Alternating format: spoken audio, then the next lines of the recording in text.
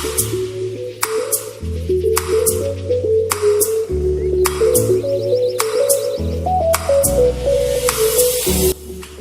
people and welcome to Redline.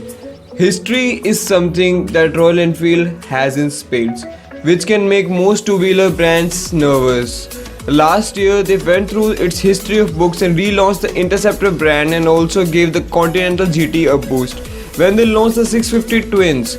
For 2019, Royal Enfield is paying tribute to one of its most popular iconic motorcycles, the Bullet. And for this purpose, the company has launched new Bullet Trials 350 and the Bullet Trials 500. Before moving forward, let's take a glimpse into the world of trials biking. Observed Trial compilation of Simply Trials was one of the most popular motorcycle competitions in the UK, and Royal Enfield actively participated in it from the 1940s. Trials is basically a series of natural obstacles that a rider has to pass without putting his foot down or stalling the bike. While it may sound simple, it isn't, and it really tests the skill of the rider and the mettle of the bike. So let's start with the cosmetic updates first. As mentioned earlier, the Bullet Trials 500 has been inspired from Britain's bike and it's available in only one shade. It receives a dual tone finish on the tank with a dash of chrome and 3D badging. The bling finish continues on both the mudguards, exhaust muffler and the headlight. It also receives a new swept up exhaust that honestly looks quite awkward, but it does the purpose. It has a purpose so that you don't stall your bike while in mud or in heavy high level water. The fork balance and the tail light along with the chrome finished indicator stalks have been carried forward from the now discontinued Continental GT 535 Sparks wheel. The Bullet Trials 500 is only available in a single seater and the pillion seat has been replaced with a luggage rack, and there is not even an option to put a rear seat on. Bear that in mind. Royal Enfield has arranged the range of trials for us to test the new motorcycle, and it was definitely a great day at work.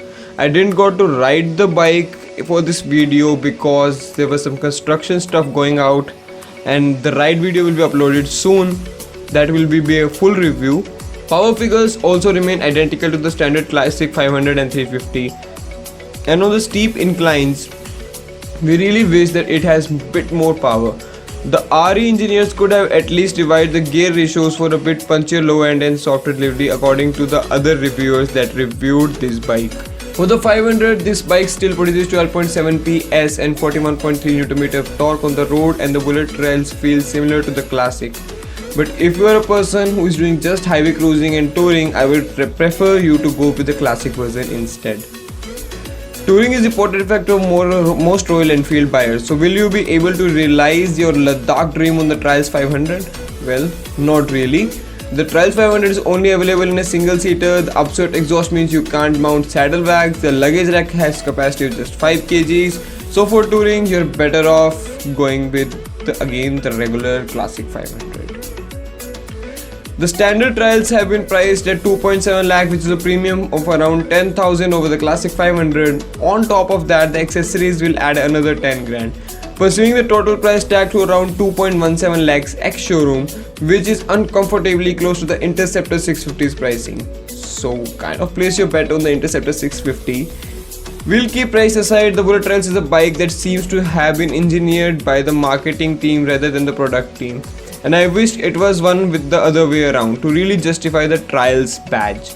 The bike gets some other tweaks like the off-road tires and the handlebar supporter things and some other, or the red frame or the silver frame, depending upon the color or model you go, looks kind of out of place. But if you are in Trials rider or you ride off-road, that thing will be really good for you.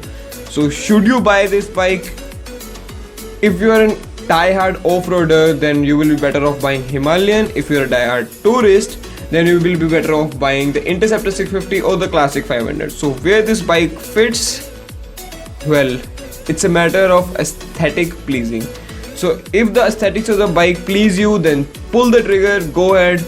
And this bike, I can't tell how it rides, but it looks marvelous, and it's a Royal Enfield legacy with the history. So that's about it from my side. You've been listening to Mayank. Thanks for watching.